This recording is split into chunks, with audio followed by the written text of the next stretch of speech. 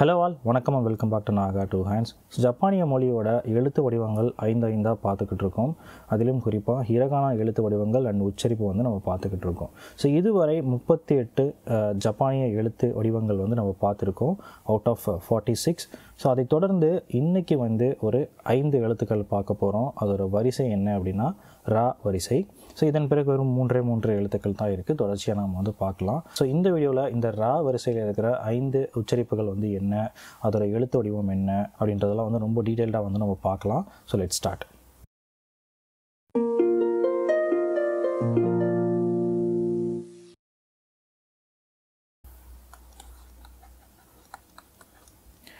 Alright. So இந்த ரா வரிசையோட உச்சரிப்பை வந்து நான் முதல்ல தமிழில் வந்து நான் எழுதிடுறேன். ரா, ரி, ரு,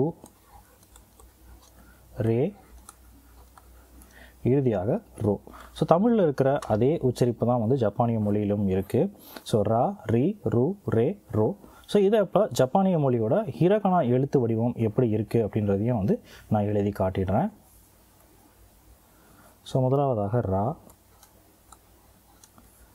இரண்டாவதாக ரி, மூன்றாவதாக ரு, நான்காவதாக ரே, ஐந்தாவதாக ரோ. ரொம்ப எளிமையான எழுத்து வடிவம் தான். ஸோ அடுத்ததாக இந்த ஜப்பானிய மொழியோட ரா வரிசையோட தட்டச்சு வடிவம் எப்படி இருக்குது அப்படின்றதையும் வந்து நம்ம தட்டச்சு பண்ணி பார்த்துடலாம். ஸோ முதலாவதாக ரா, பிறகு ரி, பிறகு ரு, ரே, இறுதியாக ரோ. ஸோ இவ்வளவு தான் தட்டச்சு வடிவம்.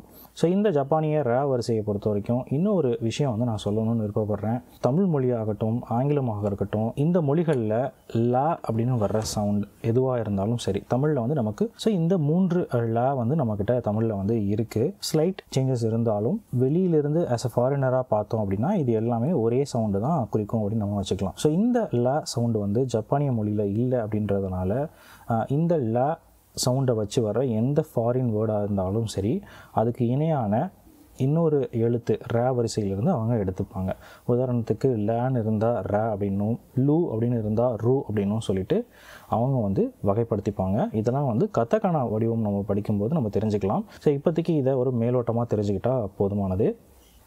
ஸோ இப்போது அடுத்ததாக இந்த ரா வரிசையோட ஒரு எழுத்தையும் எப்படி நினைவில் வச்சுக்கிறது அப்படின்றத வந்து பார்க்கலாம்.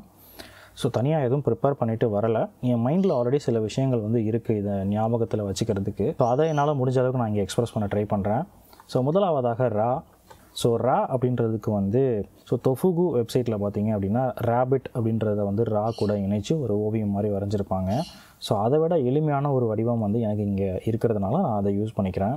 ஸோ அது என்ன அப்படின்னு பார்த்தீங்கன்னா ஒரு 5 நம்பர் உங்களால் பார்க்க முடியும்னு நினைக்கிறேன். ஸோ இதை எப்படி வந்து நம்ம ரா கூட நினச்சிக்கிறது அப்படின்னா, நான் ஒரு தமிழில் ஒரு வார்த்தை சொல்கிறேன். ஸோ ரகசியம் அப்படின்னு வச்சுக்கோங்க. ஸோ இந்த ரா அப்படின்ற உச்சரிப்பை தான் நம்ம பார்த்துக்கிட்டு இருக்கோம். ஸோ அதுக்கு வந்து ஒரு 5 ரகசியம் இருக்குது அப்படின்றது நீங்கள் கற்பனையில் பண்ணிக்கலாம். ஸோ வந்து இந்த 5 நீங்கள் இங்கே வரைஞ்சா போதுமானது. ஸோ ரா வடிவத்தை இப்படி தான் வந்து நான் நினைவில் வச்சுருக்கேன். ஸோ அடுத்ததாக வந்து ரி அப்படின்ற ஒரு எழுத்து. ஸோ ரீக்கும் நான் ஒரு வடிவம் எழுதுகிறேன்.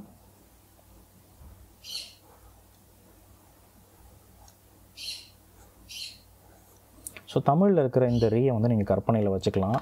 ஸோ இதில் வந்து இந்த 2 கோடுகள் மட்டுமே நமக்கு வந்து ரீயை வந்து குறிக்கும். அதாவது இந்த கோடு அண்ட் தென் இந்த கோடு. ஸோ இந்த மேலே இருக்கிற தட்டச்சு வடிவத்தை பார்த்து குழப்பிக்கொள்ள வேண்டாம். ஸோ தட்டச்சில் வந்து இப்படியும் எழுதுவாங்க, எழுதும்போது இப்படி எழுதுவாங்க. இந்த தட்டச்சிலையும் வந்து இந்த மாதிரி வடிவங்கள் இன்னுமே வந்து ஃபாலோ பண்ணப்படுது. ஸோ இரண்டுமே சரி தான். பட் மோஸ்ட் காமனாக வந்து எழுதும் பொழுது இந்த மாதிரி ஒரு வடிவத்தை வந்து எல்லாருமே வந்து உபயோகப்படுத்துவாங்க. ஸோ ரா, ரி பார்த்துருக்கோம். அடுத்ததாக வந்து ரூ. ஸோ ரூ அப்படின்றதுக்கு வந்து இந்த நாட் மாதிரியான இந்த அமைப்பு இருக்குது இல்லைங்களா, இதை வச்சு தான் வந்து நான் ரூவை எப்போதுமே வந்து நினைவில் வச்சுக்குவேன். நான் இங்கே பக்கத்தில் தமிழோட ரூ எழுதுகிறேன். ஸோ தமிழில் நம்ம யூஸ் பண்ணுற இந்த ரூ வடிவத்தை நான் இங்கே எழுதுகிறேன். இதை வந்து நெடில் எழுதும் பொழுது ரூ அப்படின்னு எழுதுவோம், அதாவது ரூபாய் அப்படின்னு சொல்லிட்டு. ஸோ இங்கேயும் வந்து நம்ம ரூ தான் எழுதுகிறோம். ஜப்பானிய மொழியில் சொலிச்சு விட்ட வடிவம். இதை வந்து நான் நினைவில் வச்சு நான் இந்த ரூவை எப்போதுமே ஞாபகப்படுத்திப்பேன்.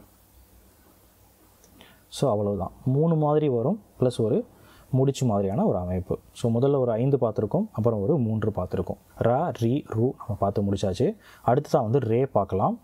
ரேவை பொறுத்த வரைக்கும் நம்ம முன்னமே பார்த்த ஒரு எழுத்து வடிவம் மாதிரியே தான் இருக்கும், அதாவது நே. ஸோ நே மாதிரியே தான் இருக்கும். இன்ஸ்டட் இந்த முடிச்சு மாதிரியான அமைப்பு இல்லாமல் இப்படி வரும். ஸோ அவ்வளோதான் வித்தியாசம். இதுக்கு வந்து ஆங்கிலத்தில் ரே அப்படின்றத நீங்கள் ஞாபகம் வச்சுக்கலாம். ஸோ உங்களால் வந்து ஒரு ஆர் வடிவத்தை உங்களால் பார்க்க முடியும்னு நினைக்கிறேன். ஆல்ரைட். ஸோ இந்த ரே அப்படின்ற ஒரு ஆங்கில வடிவத்தை வந்து உங்களால் இங்கே பார்க்க முடியும்னு நினைக்கிறேன். நீங்கள் அந்த ஆரோட வடிவத்தை மட்டும், அதாவது இந்த வளைவு இருக்குது இல்லைங்களா, இதை மட்டும் நீங்கள் ஞாபகம் வச்சு இந்த ஜப்பானிய ரேவை வந்து நீங்கள் கொண்டு வரலாம். ஸோ இவ்வளவு தான்.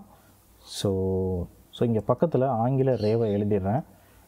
இந்த வடிவம் ப்ளஸ் இந்த வடிவத்து கூட மேட்ச் பண்ணி இதை நீங்கள் ஞாபகம் வச்சுக்கலாம். ஸோ ரா, ரி, ரூ, ரே பார்த்துருக்கோம். இறுதியாக வந்து ரோ. ரோ ரொம்பவே சிம்பிள், அதாவது ரூ என்கிற அதே வடிவம் தான் வித்தவுட் அந்த முடிச்சு. ஸோ இந்த ரூ அண்ட் ரோ வந்து உங்களுக்கு குழப்பம் ஏற்படலாம். அதாவது இந்த முடிச்சு வந்து எதில் வரும் அப்படின்னு சொல்லிட்டு அந்த இடத்துல தான் நீங்கள் தமிழோட ரூவை நீங்கள் ஞாபகம் வச்சுக்கலாம்.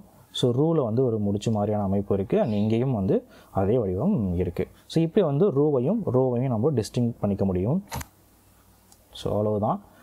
ஸோ இப்படி எளிமையாக இந்த ரா வரிசையை வந்து உங்களால் நினைவில் வச்சுக்க முடியும். ஸோ அடுத்ததாக ஸ்ட்ரோக் ஆர்டர் இமேஜ் காப்பி பண்ணி இங்கே பேஸ்ட் பண்ணி அதையும் வந்து எழுதி பார்த்துடலாம். Alright. So stroke order image இங்கே பேஸ்ட் பண்ணிட்டேன். இப்போ எழுதி பார்க்கலாம். ரா, ரி, ரூ, ரே, ரோ. இந்த மூன்றுலையுமே வந்து உங்களுக்கு குழப்பம் வரும்.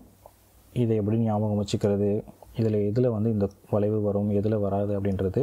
பட் இதெல்லாம் வந்து ப்ராக்டிஸால் உங்களால் வந்து ஈஸியாக ஓவர் கம் பண்ண முடியும். அண்ட் வந்து இந்த ராவையுமே உங்களால் பார்க்க முடியும். இதிலேருந்து சேர்த்து எழுதி உங்களுக்கு வந்து ஒரே ஸ்ட்ரோக் மாதிரி இது தெரியலாம், பட் எழுதும்போது தனித்தனியாக பிரித்து எழுதணும். அதே மாதிரி தான் இந்த ரீயும். ஸோ அவ்வளவுதான் இந்த ஸ்ட்ரோக் ஆர்டரை பொறுத்த வரைக்கும். இப்போது இந்த ரா வரிசை ஹிரகானா சார்ட்டில் எங்கே இருக்குது, அது எப்படி இருக்குது அப்படின்றதெல்லாம் வந்து ஒரு முறை பார்த்துடலாம். ஆல்ரைட். ஸோ இதுக்கு முன்னாடி ஆ வரிசை, கசத்தனா, ஹ, ம, ய வரிசையை பார்த்துருக்கோம். இந்த ஹ, ம, ய ஓட வரிசையை எப்படி நினைவில் வச்சுக்கிறது அப்படின்றதெல்லாம் வந்து நேற்றைய லெசனில் பார்த்துருப்போம். அதன் தொடர்ச்சியாக இந்த ரா வரிசை ஒரு முழுமையான வரிசை வந்து நம்ம இன்றைக்கி பார்த்துருக்கோம். உச்சரிப்புகள் ரா, ரி, ரூ, ரே அண்ட் இறுதியாக ரோ. ஸோ இவ்வளவு தான். இப்போது இந்த ஒரு எழுத்துக்கும் ஒரு உதாரணம் பார்த்து நம்ம இந்த வீடியோவை க்ளோஸ் பண்ணலாம்.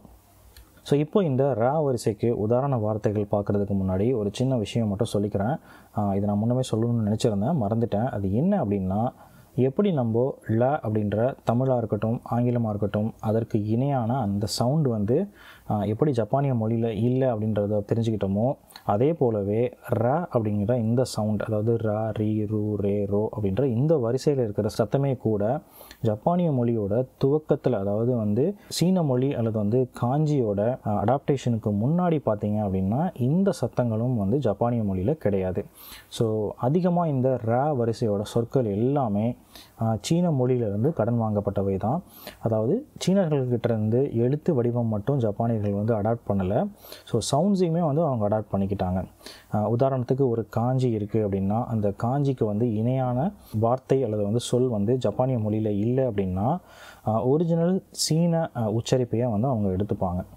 அதாவது அப்படியே சீன மொழியோட உச்சரிப்பை எடுத்துக்காமல் கொஞ்சம் அடாப்ட் பண்ணி இவங்களோட உச்சரிப்புக்கு ஏற்ற மாதிரி எடுத்துப்பாங்க. ஸோ இந்த மாதிரி சைனீஸ் காஞ்சியை கம்பைன் பண்ணி உருவாகிற எழுத்துக்கள் வந்து சீனோ ஜாப்பனீஸ் வேர்ட்ஸ் அப்படின்னு வந்து சொல்லுவாங்க. ஸோ இந்த ரா வரிசையை பொறுத்த வரைக்கும் ஜப்பான் மொழியில் இன்றைக்கி நம்ம அதிகமாக புழக்கத்தில் இருக்கிற எல்லா சொற்களாகட்டும் வார்த்தைகளாக இருக்கட்டும் சீன மொழியோட இன்ஃப்ளூயன்ஸ்னால் பிறந்த வார்த்தைகள் அப்படின்னு வந்து சொல்லலாம். ஸோ இது கொஞ்சம் இன்ட்ரெஸ்டிங்கான விஷயமாக பட்டுச்சு. ஸோ உங்கள்கிட்ட பகிர்ந்துக்கிட்டேன், நீங்களும் இதை பற்றி படித்து பாருங்கள். ஸோ இப்போ ஒரு எழுத்துக்குமான ஒரு உதாரண வார்த்தை வந்து பார்க்கலாம். ஸோ முதல்ல வந்து ர அப்படின்ற எழுத்துக்கு ராய் அப்படின்ற ஒரு சொல் வந்து கொடுத்துருக்கேன். ஸோ ராய் அப்படின்னா வந்து இடி, தமிழில் வந்து இடி அப்படின்னு சொல்கிறது வந்து அர்த்தம்.